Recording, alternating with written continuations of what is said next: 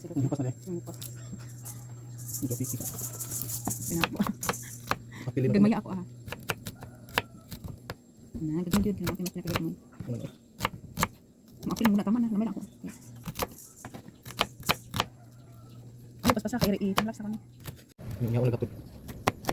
Sakay ato pag sa masa. Ito bayad na. Ibigin lang. Sige, sarap ibigin. Sakay.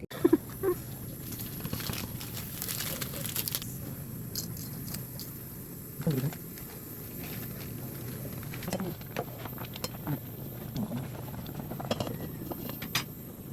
Kapag may mahal tayo, nagagawa natin ang iba para sa kanya. Ngunit, kailan mo masasabi kung tama pa ba ang ginagawa ko? Hanggang saan dapat ituloy ang ating tahanan? Nahiyatuloy ako sa iyo, ang sabi ko. Dito mo nang tinutuluyan ko. Galit lang talaga parang kwarto lang na nilagyan ng CR. Ano ka ba? Sagot niya nang tumatawa.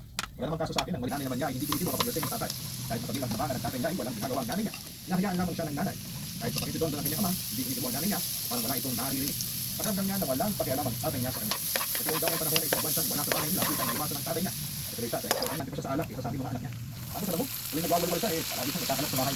Sino naglilinis nun? Sino ba? Hindi ako. Ako pa rin. Kusang naman nila ako dito. Pinakinggan ko siya at inintindi sa abot ng mga kaya. Naramdaman ko kahit hindi ako flow sa pamilya ko ay hindi naman sa namin magpapamilya. Dahil sa hilig ang buhay niya. Tinanong ko ang sarili ko kung paano ko may papakita sa kanya ang totoong pagmamahal.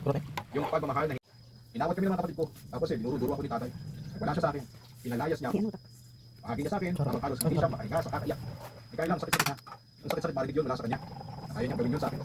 Tinatap ko siya ng ipinatuloy ko siya sa loob ng bahay ko at dito ko rin siya pinatira. Kahit mahal ko na siya noon, may bahagi sa akin na hindi pa komportable na magkatabi na kaming natutulog sa kama. Hindi ko naman makasama siya, ngunit hindi ko pa gusto sa panahon yun. Hindi na naging masyadong matiis para sa akin. Hindi ko naman matiis na hayaan siyang matulog sa lansangan. Kaya naman yung matalino. Kung pang ulit-ulitin ko hanggang high school lang ako. High school lang. Galit niyang sagot. Habang makakuha ng magandang trabaho. Depende naman yun sa'yo. Hindi na niya ako pinatapos na magsalita. Ewan ko sa'yo. Bahala ka sa buhay mo. Nagulat ako sa pagsagot niya at nasaktan. Hindi ko rin maintindihan kung bakit gano'n ang sagot niya samantalang wala naman akong sinabing sinagot ko. Masakit sa akin na hindi ko naramdamang pinapahalagahan niya ang ginagawa ko para sa kanya.